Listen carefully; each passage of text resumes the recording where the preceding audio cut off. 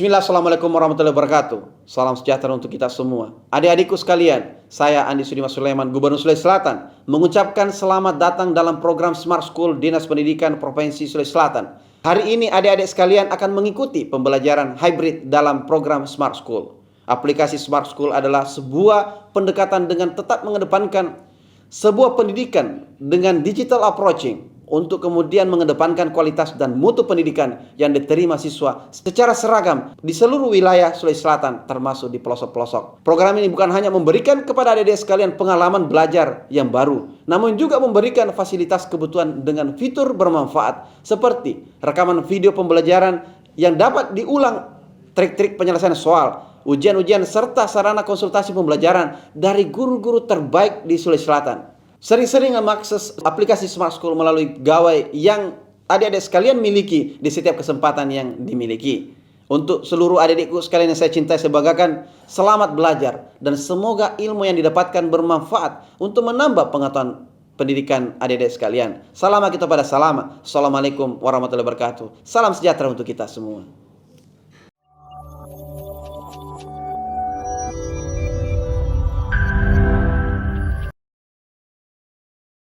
Assalamualaikum warahmatullahi wabarakatuh.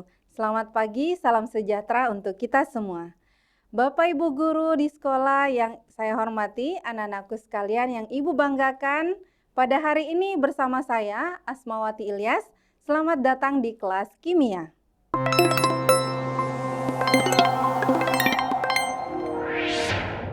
Baik anak-anakku sekalian, semoga hari ini kita semua dalam keadaan sehat walafiat ya anak-anakku sekalian. Baik, pada hari ini Ibu akan membahas tentang aplikasi dari sel elektrokimia dalam kehidupan sehari-hari. Nah anak-anakku sekalian, ketika kita mengatakan dalam kehidupan sehari-hari, berarti tentunya anak-anakku sekalian bisa memahami bahwa hal ini sangat penting bagi kita. Atau dengan kata lain bahwa sel elektrokimia ini tentunya bermanfaat bagi kita semua. Alasannya karena ternyata sel elektrokimia ini kita terapkan dalam kehidupan sehari-hari. Baik anak-anakku sekalian, semoga masih ingat ya pembahasan sebelumnya. Apa itu sel elektrokimia, pembagian dari sel elektrokimia, kemudian prinsip-prinsip yang berlaku pada sel elektrokimia, ditambah dengan tentunya pembahasan soal ya anak-anakku sekalian. Baik, nah hari ini Ibu akan membahas terkhusus pada aplikasi atau pemanfaatan dari sel elektrokimia ini. Baik, untuk hari ini tujuan pembelajaran kita anak-anakku sekalian. Nah setelah mengikuti pembelajaran pada hari ini anak-anakku sekalian telah menyimak, maka diharapkan anak-anakku sekalian nantinya dapat menerapkan prinsip elektrokimia dalam kehidupan sehari-hari. Seperti itu ya anak-anakku sekalian. Tapi Ibu yakin bahwa anak-anakku sekalian ini sebenarnya sudah memanfaatkan bagaimana prinsip dari sel elektrokimia ini. Ya baik, untuk lebih jelasnya kita akan bahas bersama-sama ya anak-anakku sekalian. Nah sekarang kita lihat, masih ingat ya sel elektrokimia itu pembagiannya ada dua. Baik, yang pertama adalah sel volta atau lebih dikenal dengan sel galvani. Ingat ya anak-anakku sekalian. Nah lebih jelas lagi kalau Ibu berikan gambaran ini ya. Masih ingat ya, jadi ada dua wadah yang kemudian nantinya dihubungkan dengan voltmeter. Tujuannya tentunya untuk melihat apakah benar pada wadah ini terbentuk aliran listrik atau mengalir aliran listrik yang tentunya hasil dari reaksi kimia. Jadi anak-anakku sekalian perlu mengingat dengan baik bahwa ketika mengatakan sel volta atau sel galvani, maka di sini reaksi kimia akan menghasilkan arus listrik. Seperti itu ya anak-anakku sekalian. Baik, yang kedua adalah sel elektrolisis. Nah, berkebalikan dengan sel volta, pada sel elektrolisis ini tentunya membutuhkan yang namanya arus listrik. Jadi dari arus listrik, nah seperti ini gambarannya ya anak-anakku sekalian menggunakan satu wadah. Nah dari arus listrik yang kemudian menghasilkan reaksi kimia. Jadi tadi kalau dari sel volta, anak-anakku sekalian perlu ingat, oh kalau sel volta itu reaksi kimia menjadi arus menghasilkan listrik, tapi pada sel elektrolisis kita menggunakan arus listrik untuk menghasilkan reaksi kimia. Seperti itu ya anak-anakku sekalian, dan ingat bahwa prinsip dasar yang kita gunakan pada sel elektrokimia adalah reaksi redoks, reaksi reduksi dan reaksi oksidasi. Baik anak-anakku sekalian, kita akan membahas satu persatu ya. Baik, yang pertama kita akan membahas aplikasi sel volta atau sel galvani dalam kehidupan sehari-hari. Nah, kira-kira apa ya yang dimaksudkan di sini aplikasinya atau pemanfaatannya dari sel volta ini dalam kehidupan sehari-hari? Berarti kalau kita mengatakan dalam kehidupan sehari-hari, maka berarti kita semua ini membutuhkan benda tersebut yang ternyata menggunakan prinsip dari sel volta. Nah, kita lihat ya, apakah kira-kira yang pertama adalah baterai. Nah, baterai. Kalau Ibu mengatakan baterai, anak-anakku sekalian semuanya pasti tahu yang mana sih yang namanya baterai. Sudah pasti ya, tahu. Nah, salah satu contohnya seperti ini. Ada yang mereknya ABC, ada yang Panasonic atau yang lain. Istilahnya adalah baterai biasa. Nah, anak-anakku bisa lihat pada skema yang muncul dari komponen dari baterai ini. Anak-anakku bisa lihat ya. Ada batang karbon. Yang ternyata batang karbon ini berfungsi sebagai kutub positif. Jadi yang di atas ini ya, biasanya anak-anakku sekalian kalau pasang baterai tentunya lihat kan di mana tanda plus, di mana tanda minus ya. Kenapa? Karena kita harus menyesuaikan di mana kutub positifnya, di mana kutub negatifnya. Karena pada kutub positif ingat yang terjadi adalah reaksi reduksi, yaitu katoda ya. Di sini ada katoda. Dan yang bertindak sebagai katoda di sini ternyata adalah batang karbon. Nah, kemudian kita lihat di sini ada pasta elektrolit. Pasta elektrolit itu ternyata merupakan campuran dari karbon dan MnO2 atau mangan oksida. Nah, kemudian anak-anakku biasanya lihat enggak kalau misalkan ada baterai yang sudah tidak kita gunakan, kemudian penasaran begitu kan, tiba-tiba dikulitin. Nah, yang kulit bagian luarnya ini itu ternyata terbuat dari logam seng. Nah, itulah yang berfungsi sebagai kutub negatif. Jadi seperti itu ya anak-anakku sekalian. Jadi yang lapisan luarnya ini ya dari yang merupakan logam seng, dialah yang bertindak sebagai kutub di anoda atau kutub negatifnya. Baik, kita lihat penjelasan reaksinya ya anak-anakku sekalian.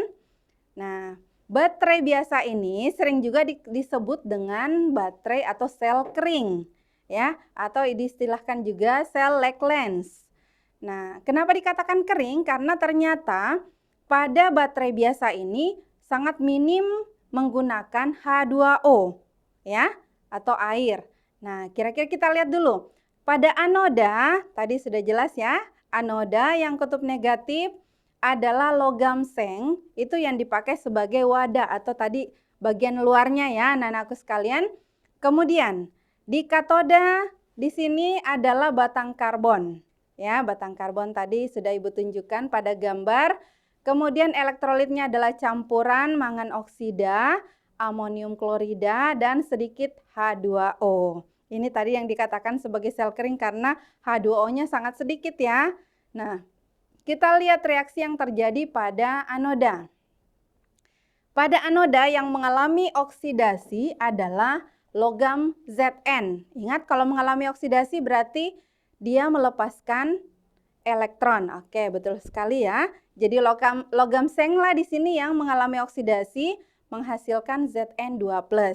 Kemudian pada katoda ternyata yang mengalami reduksi di sini adalah mangan oksida bercampur dengan tadi amonium, ion amonium pada amonium klorida.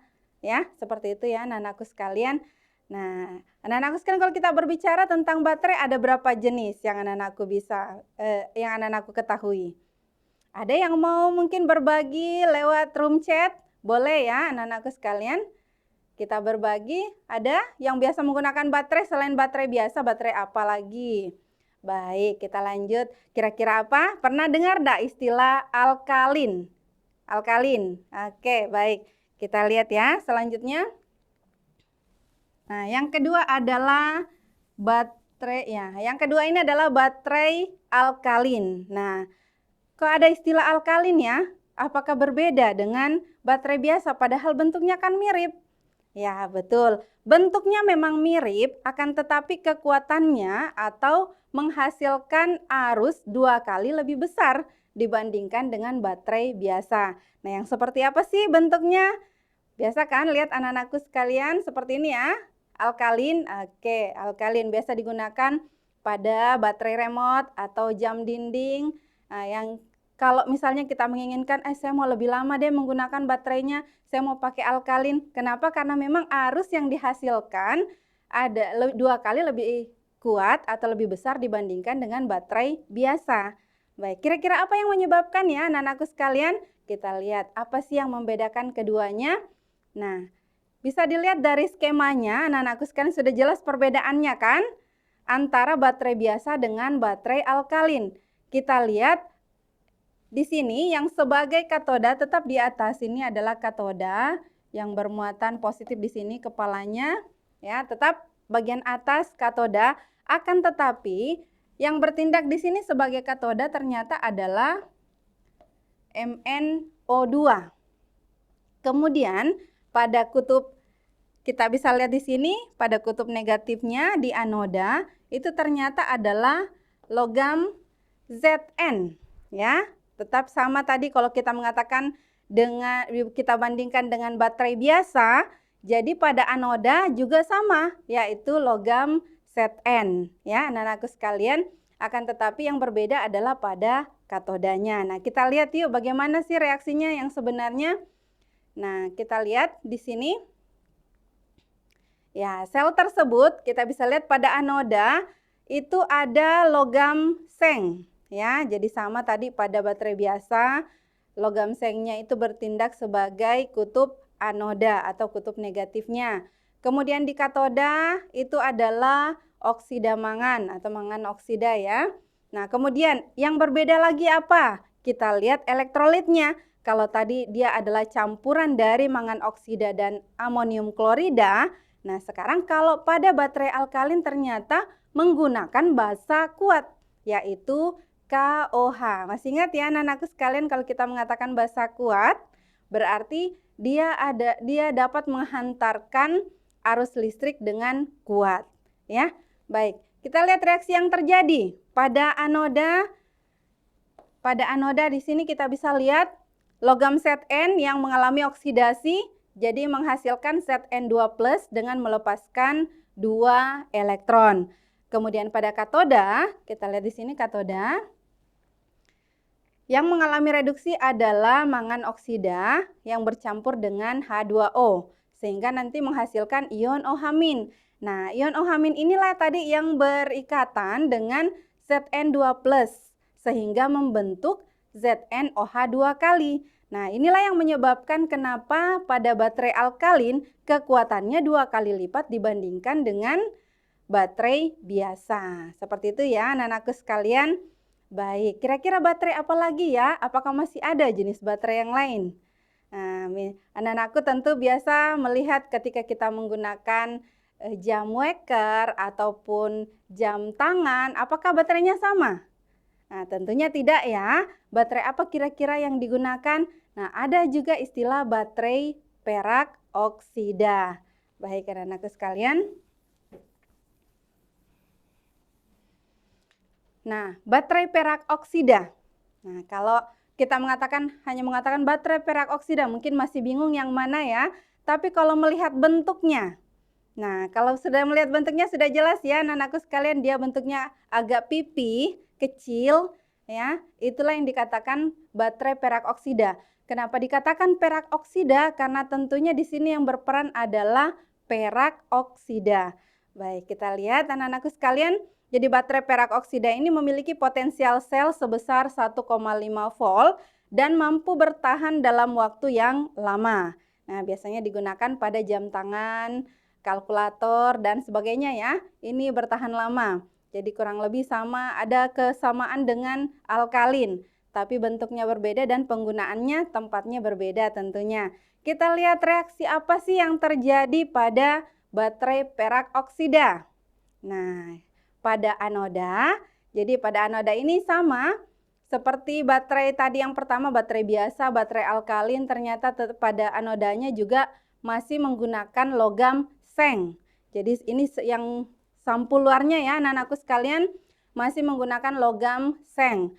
Kemudian yang membedakan adalah pada katodanya, ya, pada kutub positifnya. Ternyata pada katoda itu yang digunakan adalah perak oksida. Nah, makanya dikatakanlah dia dengan istilah baterai perak oksida. Karena pada kutub positifnya ini digunakan perak oksida Ag2O. Seperti itu ya anak-anakku sekalian. Kemudian, apalagi yang membuat daya tahannya lebih lama? Kita ternyata bisa melihat dari elektrolitnya. Elektrolit yang digunakan adalah kalium hidroksida. Sama dengan yang digunakan pada alkalin. Makanya tadi dikatakan daya tahannya lebih lama.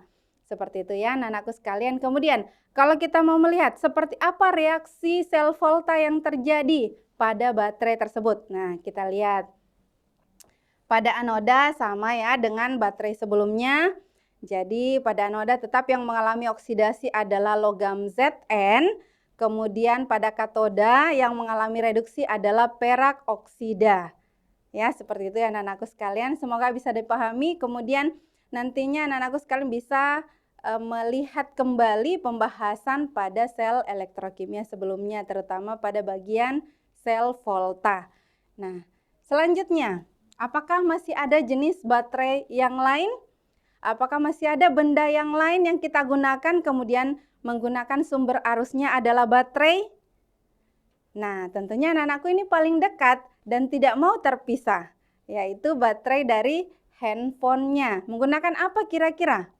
Ternyata kita menggunakan yang namanya baterai lithium ion. Jadi seperti itu ya anak-anakku sekalian, baterai yang bisa di recharge, ya, bisa diisi ulang, seperti itu. Jadi prinsipnya seperti ini anak-anakku sekalian, kita bisa lihat ada gambar handphone ya terlihat di layar. Nah, bagaimana kira-kira prinsipnya? Nah, baterai lithium ini selain digunakan pada handphone, biasanya juga digunakan pada kamera, biasa juga digunakan pada laptop atau video kamera, ya, dan lain sebagainya. Kemudian bagaimana kira-kira yang terjadi pada kutub positif dan kutub negatifnya? Kita bisa lihat. Jadi di anoda, anak-anakku sekalian, di kutub negatifnya itu ada litium, ya, ada litium. Ternyata yang berperan di sini yang mengalami oksidasi nantinya adalah litium. Kemudian di katoda, di kutub positifnya, anak-anakku sekalian, itu ternyata menggunakan mangan oksida, ya, mangan oksida. Jadi elektrolitnya kemudian berbeda juga. Kenapa? Karena dirancang bahwa baterai ini bisa diisi ulang atau di recharge, ya. Kemudian kita lihat reaksinya. Pada anoda apa yang terjadi? Pada anoda, jadi litium yang mengalami oksidasi sehingga menghasilkan Li+ dan melepaskan elektron. Kemudian pada katoda kita bisa lihat anak-anakku sekalian, ternyata yang mengalami reduksi di sini adalah mangan oksida. Bisa ya dipahami? Nah, seperti itu ya anak-anakku sekalian.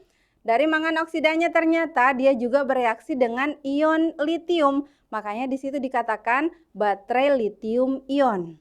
Karena selain si litium ini berfungsi sebagai kutub negatif, ternyata ada ion litium juga yang berperan pada kutub positifnya.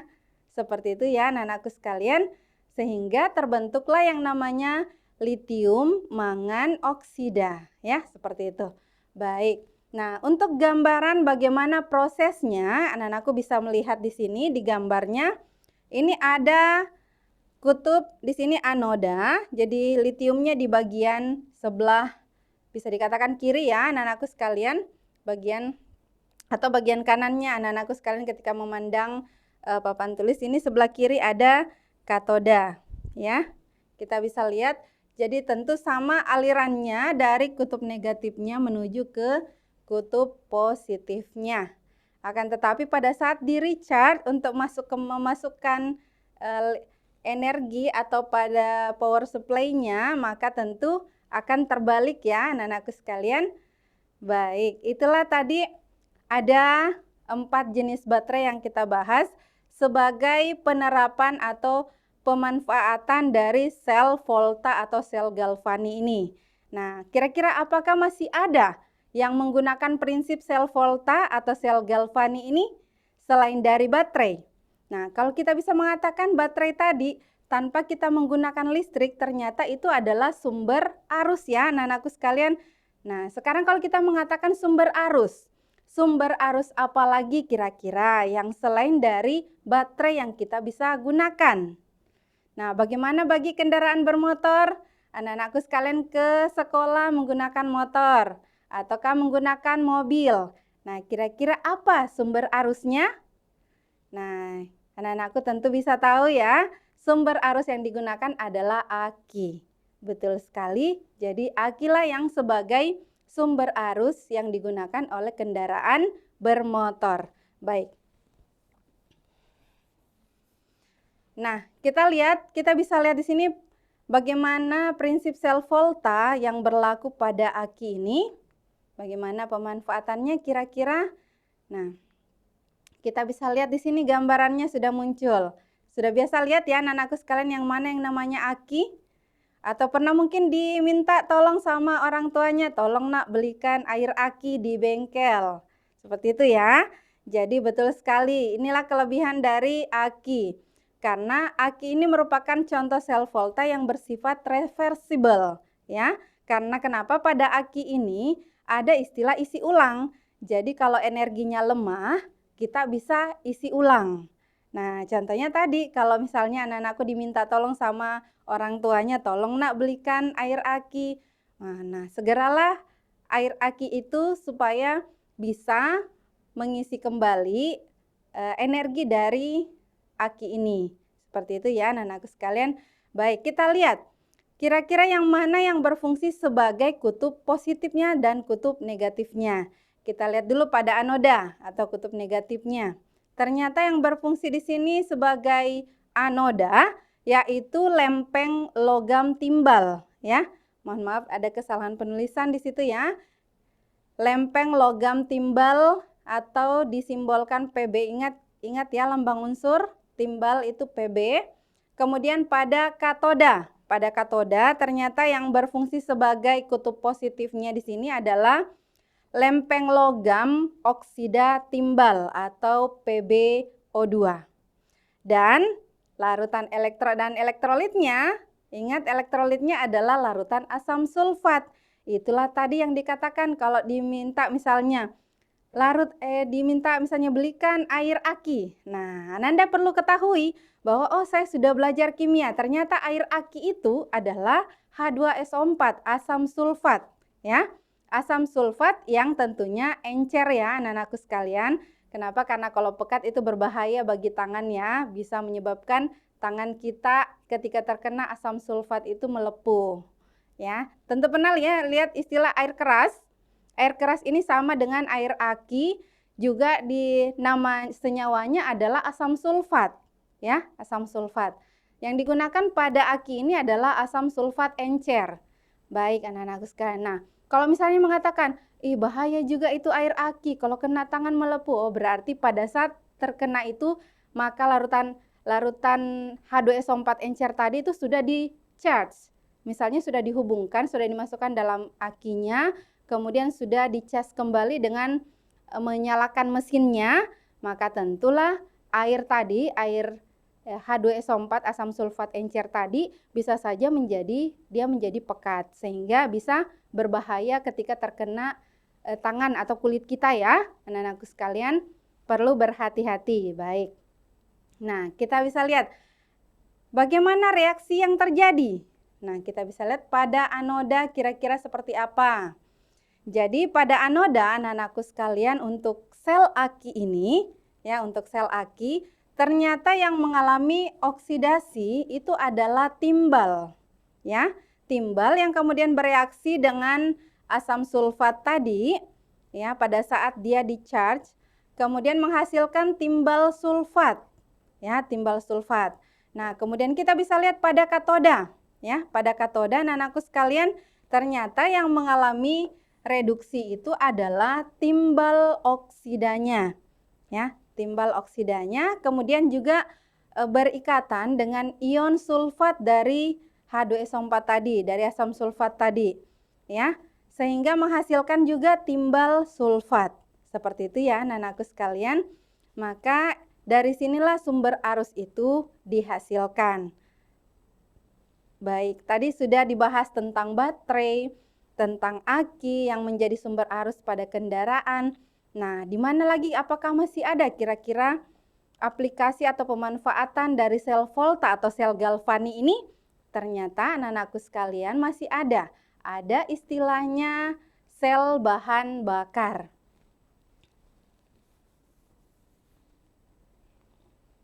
Baik, anak-anakku sekalian.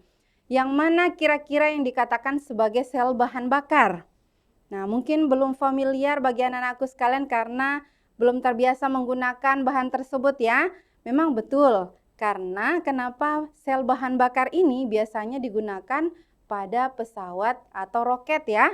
Seperti itu, dikatakanlah istilah sel bahan bakar. Kenapa? Karena menggunakan bahan bakar. Apakah dari bahan bakar gas alam? Seperti itu ya. Nah, yang bagaimana sih bentuknya? Nah, kita bisa lihat anak-anakku sekalian di sini ada gambaran skemanya. Jadi sel bahan bakar ini merupakan sel yang menggunakan bahan bakar campuran hidrogen dan oksigen atau campuran gas alam dengan oksigen. Nah, bahan bakar di sini dia berfungsi sebagai pereaksi yang kemudian dialirkan terus-menerus. Nah, bisa dilihat pada skemanya di sini ya, anak-anakku sekalian. Kita lihat di sini ada hidrogen, kemudian kita bisa lihat juga di sebelah kanan sini ternyata ada oksigen. Nah, menurut anak-anakku sekalian, kira-kira yang mana yang berfungsi sebagai kutub positif dan yang mana berfungsi sebagai kutub negatif? Bisa melihat anak-anakku sekalian? Nah, kira-kira hidrogen di kutub apa ya? Nah, kita bisa lihat sini ada hidrogen, kemudian ada air dari hasil oksigen tadi. Sehingga terbentuklah yang namanya electric power atau sumber arusnya tadi ya. Kekuatan listriknya, sumber listriknya. Baik, kita bisa lihat ya. Nah, ternyata yang berada pada anoda atau pada kutub negatif itu adalah gas hidrogen. Ya, gas hidrogen tadi dialirkan ke anoda. Kemudian di katoda, tentunya ini tadi kita bisa lihat yang di katoda adalah dialirkanlah gas oksigen, ya, seperti itu. Kemudian bagaimana kira-kira reaksinya? Reaksinya pada kutub positif dan kutub negatif, yang mana mengalami oksidasi, yang mana mengalami reduksi, anak-anakku sekalian. Sudah jelas ya. Yang berada pada kutub negatif atau berada pada anoda itulah yang mengalami oksidasi. Jadi yang mengalami oksidasi kita bisa lihat di sini adalah tadi gas hidrogen yang dialirkan masuk, itulah yang akan menghasilkan nantinya air ya. Anak-anakku sekalian, kemudian pada kutub katoda, kutub positifnya, ternyata yang mengalami reduksi di sini adalah oksigen ya. Oksigennya tadi yang dialirkan sehingga menghasilkan ion OH-.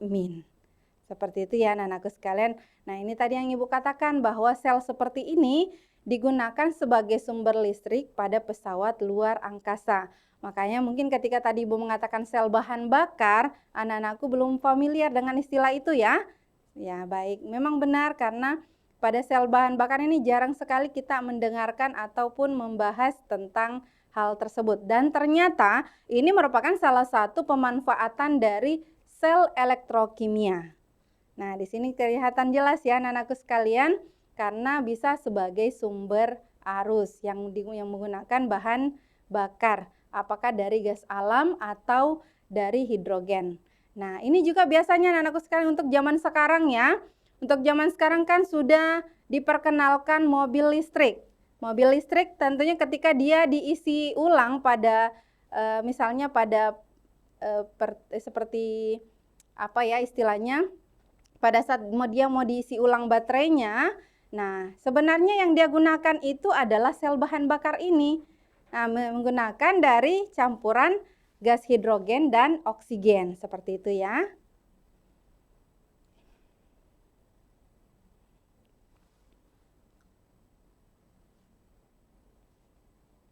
Baik, kita lanjut ya anak-anakku sekalian. Oke. Nah, itulah tadi ada 6.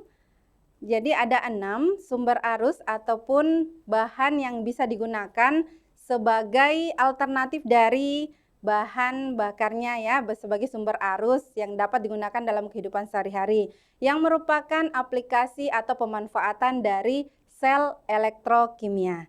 Nah, sekarang anak-anakku sekalian kita akan beralih ke pemanfaatan atau aplikasi dari sel elektrolisis dalam kehidupan sehari-hari.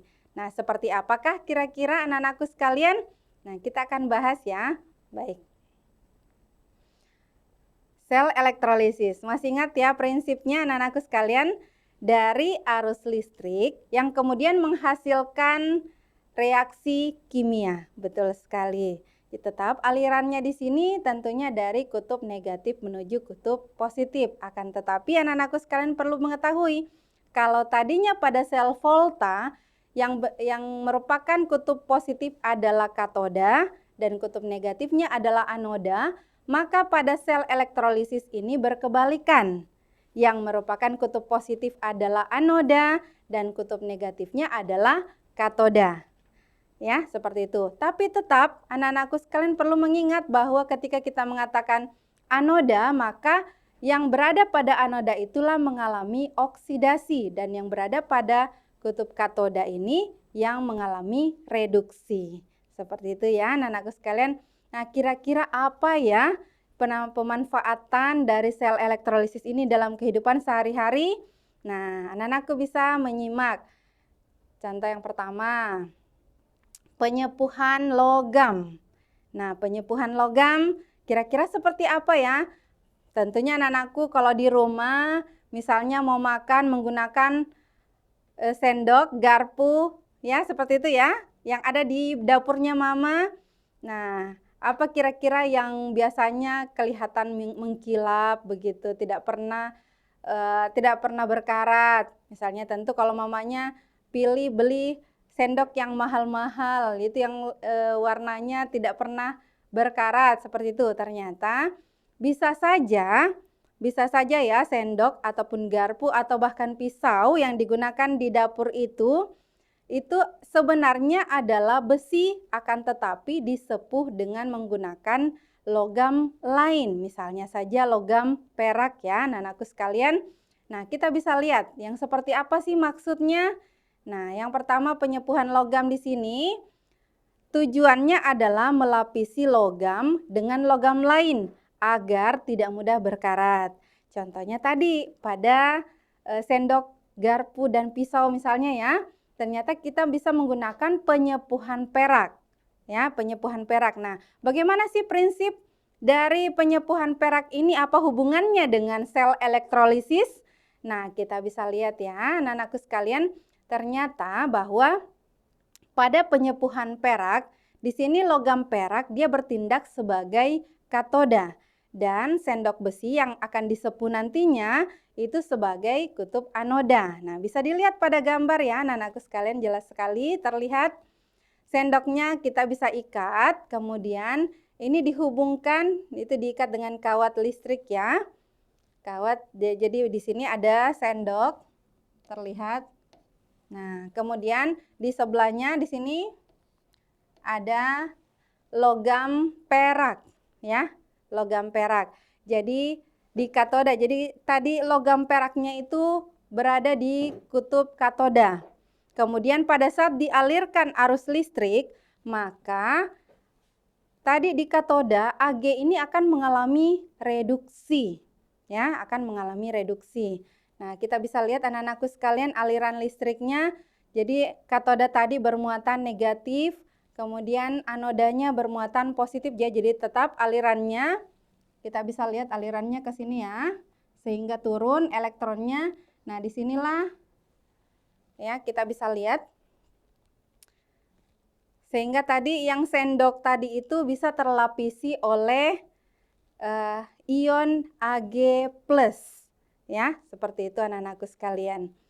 Baik, kira-kira apa lagi ya yang bisa digunakan menggunakan prinsip elektrolisis ini kalau kita mengatakan penyepuhan logam? Nah, apalagi kira-kira yang terpikir oleh anak-anakku sekalian ketika kita mengatakan, oh penyepuhan logam. Apakah mungkin menggunakan logam yang lain lagi selain perak? Kira-kira menggunakan apa ya selain perak? Nah, kita bisa menggunakan logam emas. Ya, logam emas. Kita bisa menggunakan logam emas untuk menyepuh logam yang lain. Misalnya apakah kuningan atau tembaga atau emas sendiri. Emas sendiri itulah yang kemudian digunakan menyepuh, ya. Seperti itu anak-anakku sekalian. Baik. Jadi kalau misalnya anak-anakku sekalian muncul pertanyaan seperti ini. Apakah penyepuhan emas termasuk aplikasi dari elektrolisis? Jawabannya adalah benar sekali. Jadi penyepuhan emas juga termasuk pada aplikasi elektrolisis. Jadi misalnya sama tadi prinsipnya yang pertama pada penyepuhan menggunakan logam perak ya. Jadi ketika kita melakukan penyepuhan emas, tentunya logam emas murni itu harus ditempatkan pada posisi katoda. Ya, dan yang akan disepuh menggunakan emas inilah yang akan ditempatkan pada posisi anoda. Seperti itu ya anak-anakku sekalian. Jadi misalnya perhiasan yang digunakan itu kan tidak murni emas 24 karat kan. Nah biasanya ada yang mengatakan emasnya cuma 22 karat. Emasnya cuma 23 karat. Ada beda dengan logam mulia. Jadi yang biasanya ketika ingin disepuh dengan menggunakan emas, maka tentunya logam emas murnilah yang berada pada posisi katoda. Seperti itu ya anak-anakku sekalian. Nah, jika penasaran bisa saja ya dari sekolah mungkin bisa melakukan kunjungan belajar di toko emas. Ya, semoga diizinkan ya. Baik, anak-anakku sekalian. Nah, kita lanjut. Kira-kira apa lagi yang merupakan aplikasi atau pemanfaatan dari sel elektrolisis ini dalam kehidupan sehari-hari? Nah, kita bisa lihat. Yang kedua ternyata produksi aluminium.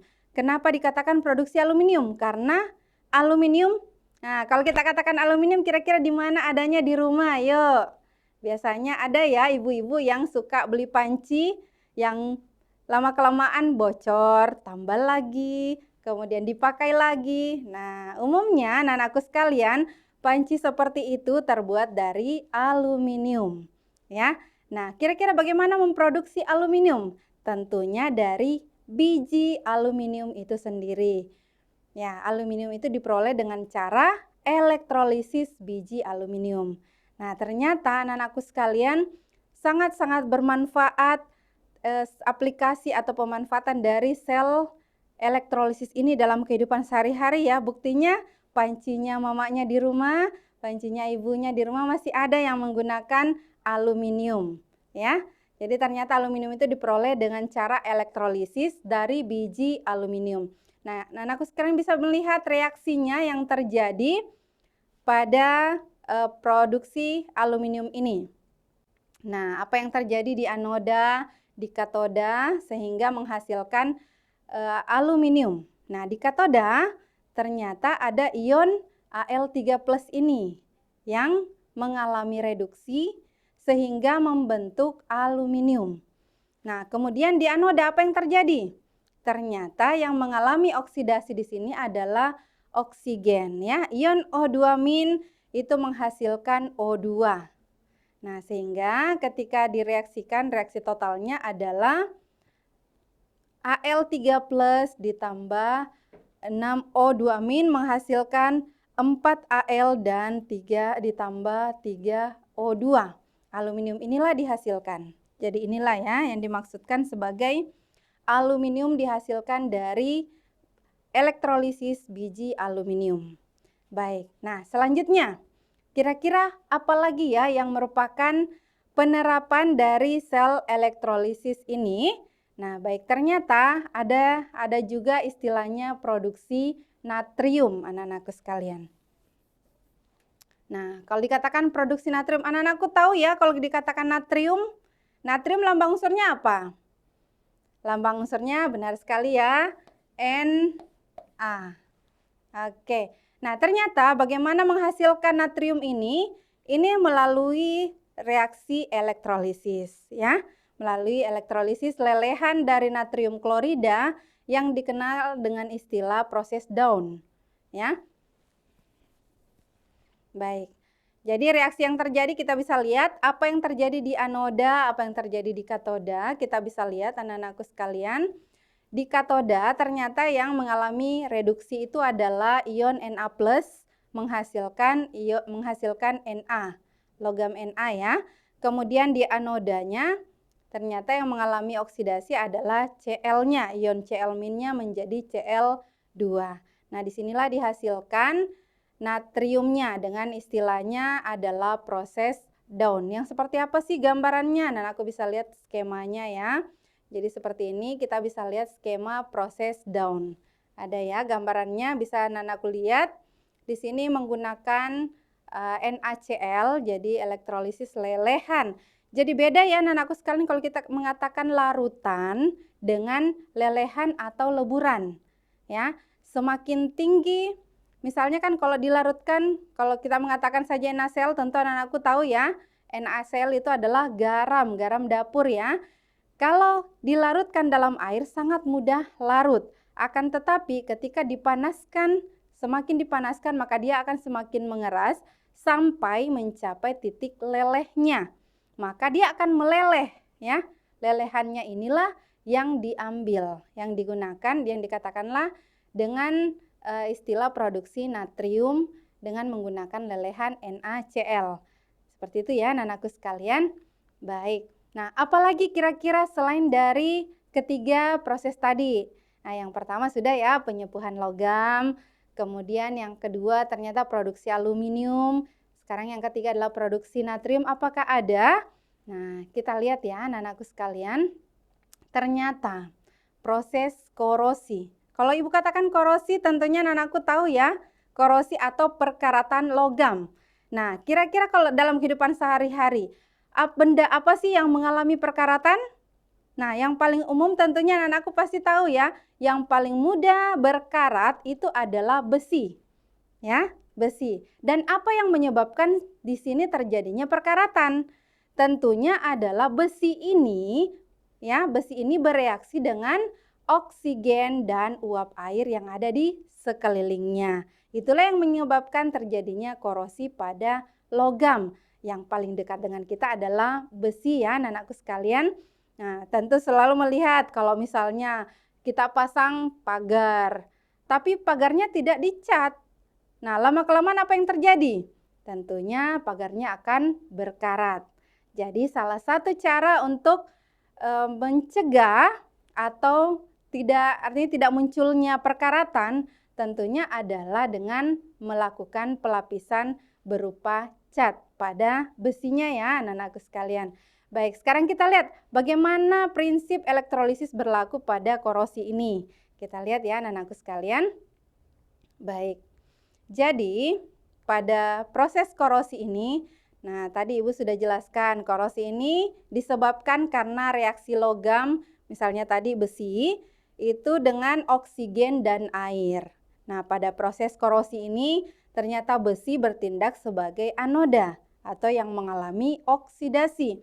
Jadi bisa dikatakan sebenarnya perkaratan itu adalah reaksi oksidasi pada besi, ya. Sedangkan oksigen di sini bertindak sebagai katoda atau yang mengalami reduksi. Nah, aku bisa lihat gambarannya seperti ini ya. Jadi besi misalnya ini adalah pada gambar ini adalah batang besi. Anggaplah saja pagarnya ya, satu batang pagarnya. Nah, pagar ini kan misalnya setiap kita sudah pasang, setiap hari terkena oksigen, terkena hujan, berarti ada oksigen, ada air.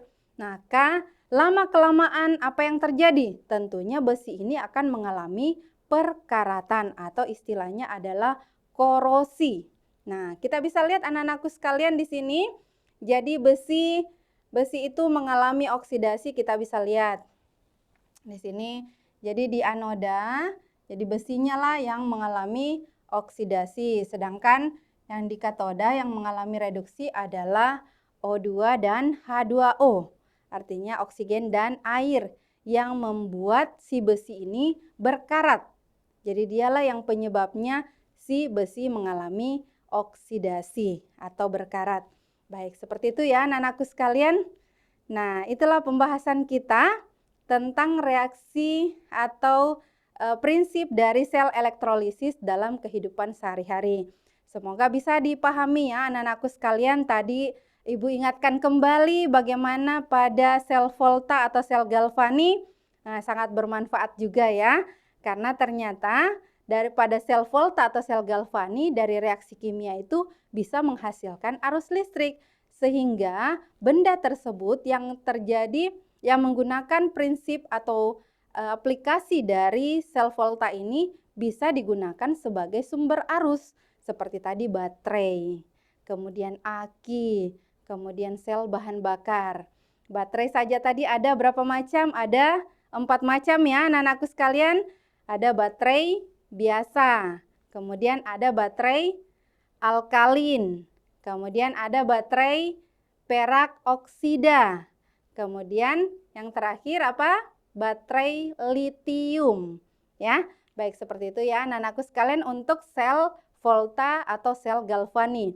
Nah, sedangkan pada sel elektrolisis ya dengan adanya sumber arus, dengan adanya arus listrik itu ternyata bisa menghasilkan reaksi kimia. Nah, ini juga ternyata kita bisa manfaatkan. Kita bisa manfaatkan terutama pada penyepuhan logam. Tadi kalau sendoknya mamanya ternyata yang tidak mudah berkarat itu karena disepuh dengan menggunakan perak. Kemudian kenapa perhiasannya tidak mudah luntur? Kenapa? Karena memang disepuh dengan logam mulia emas. Seperti itu ya anak-anakku sekalian. Nah, banyak sekali aplikasi atau penerapan dari sel elektrokimia ini, baik sel Volta atau sel Galvani maupun sel elektrolisis yang tentunya sangat bermanfaat bagi kehidupan sehari-hari.